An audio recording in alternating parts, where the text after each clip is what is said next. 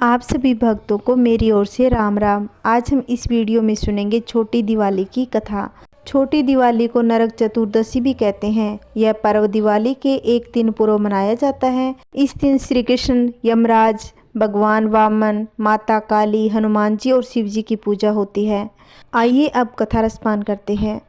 श्री कृष्ण अपनी 8 पत्नियों के साथ सुखपूर्वक द्वारिका में रह रहे थे।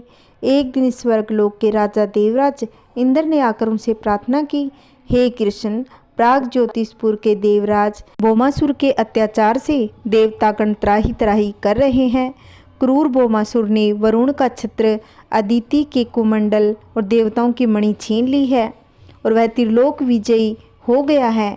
इंद्र ने कहा, भौमासुर ने पृथ्वी के कई राजाओं, आम जनता की अति सुंदरी कन्याओं का हरण कर उन्हें अपने यहाँ बंदी गृह में डाल रखा है। कृपा आप हमें बचाइए प्रभु। इंद्र की प्रार्थना स्वीकार करके श्री कृष्ण अपनी प्रिय पत्नी सत्यभामा को साथ लेकर गरुड़ पर सवार हो प्राग ज्योतिषपुर पहुँचे।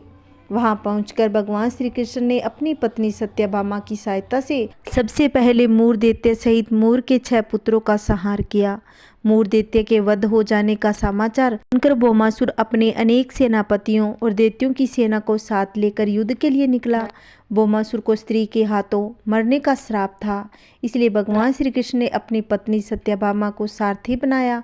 घोर युद्ध के बाद अंत में कृष्ण ने सत्यभामा की सहायता से उसका वध कर डाला। इस प्रकार भौमासुर को मारकर श्री कृष्ण ने उसके पुत्र भगदत्त को अभयदान देकर उसे प्राग ज्योतिष का राजा बना दिया। भौमासुर के द्वारा हरण कर लाई सभी कन्याओं को श्री कृष्ण ने मुक्त कर दिया। ये सभी नारियां थी या फिर भय के कारण उपहार में दी गई थी, किसी और माध्यम से उस कारागार में लाई गई थी। वे सभी भौमासुर के द्वारा पीड़ित थी, दुखी थी, अपमानित, लांछित और कलंकित थी। सामाजिक मान्यताओं के चलते भौमासुर द्वारा बंधक बनकर रखी गई इन नारियों को कोई भी अपनाने को तैयार नहीं था। तब अंत में श्री कृष्ण ने सभी को आश्रय दिया। ऐसी स्थिति में उन सभी कन्याओं ने श्री कृष्ण को ही अपना सब कुछ मानते हुए उन्हें पति रूप में स्वीकार कर लिया। लेकिन श्री कृष्ण ने उन्हें इस तरह नहीं मानते थे। उन सभी को श्री कृष्ण अपने साथ द्वारिकापुरी ले गए। वहाँ वे सभी कन्याएं स्वतंत्रता पूर्वक अपनी इच्छा अनुसार सम्मान पूर्वक द्वारका में रहती। महल में नहीं, वे सभी वहाँ भजन, कीर्तन, ईश्वर भक्ति आदि करके सुखपूर्वक जीवन व्यतीत करती। द्वारका एक भय नगर था जहाँ सभी समाज और वर्ग के लोग रहते थे। भागवत पुराण में बताया गया है कि भौमासुर भूमि माता का पुत्र था। विष्णु ने वराह अवतार धारण कर भूमि देवी को समुद्र से निकाला था। इसके बाद भूमि देवी ने एक पुत्र को जन्म दिया।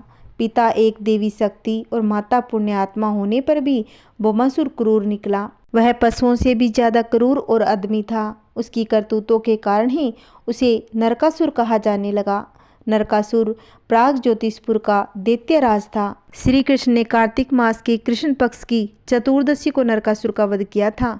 इसी दिन की याद में दीपावली के ठीक एक दिन पहले नरक चतुर्दशी यानी छोटी दिवाली मनाई जाती है। नरकासुर की मृत्यु होने से उस दिन शुभ आत्माओं को मुक्ति मिलती है। छोटी दिवाली हर साल कार्तिक मास के कृष्ण पक्ष की चतुर्दशी को मनाई जाती है।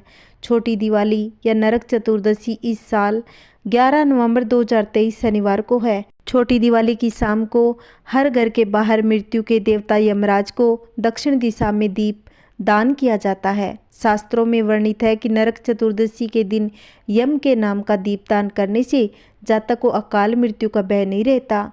कहते हैं कि नरक चतुर्दशी के दिन सुबह स्नान करने के बाद भगवान श्री कृष्ण की पूजा करने से सौंदर्य की प्राप्ति होती है।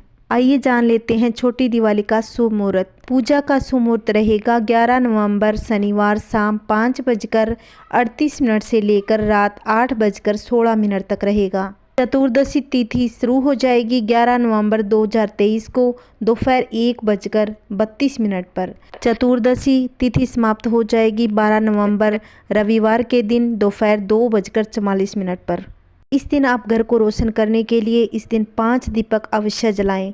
पहला दिया आप यम के नाम का सरसों का तेल डालकर घर के बाहर दक्षिण की ओर रखें। दूसरा दिया सुनसान दिवाले में रखा जाता है जो कि घी का होता है। इसे जलाने से कर्ज की मुक्ति मिलती है। तीसरा दिया माता लक्ष्मी के समक्ष जलाएं। चौथा दिया तुलसी माता के समक्ष। एक दिया अपने घर के मंदिर में जलाएं। आपको 7 दिए जलाने हैं तो एक दिया आप घर की छत पर रखें। एक दिया अपने घर की सीढ़ियों पर जलाएं। इससे आपका घर हमेशा रोशन रहेगा, कभी भी किसी चीज़ की कोई कमी नहीं रहेगी। जय श्री कृष्णा, राधे राधे। अगर आपको मेरी जानकारी अच्छी लगी हो तो प्लीज़ वीडियो को ज़्यादा से ज़्यादा शेयर करें, लाइक करें और कमेंट में जय माता दी लिखना। अगर आपको मेरी कहानी अच्छी लगती हो तो प्लीज़ मेरे वीडियो को सब्सक्राइब कर लें, जिससे आने वाली वीडियो की नोटिफिकेशन आपको मिलती रहेगी। आप सभी को मेरी राम राम।